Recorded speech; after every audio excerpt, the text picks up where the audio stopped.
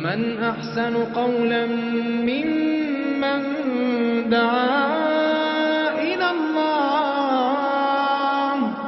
ومن أحسن قولا ممن دعا إلى الله وعمل صالحا وقال إنني من المسلمين. ولا تستوي الحسنة ولا السيئة ادفع بالتي هي أحسن فإذا الذي بينك وبينه عداوة كأنه ولي حميم وما يلقاها إلا الذين صبروا وما يلقاها إلا ذو حظ عظيم. وإما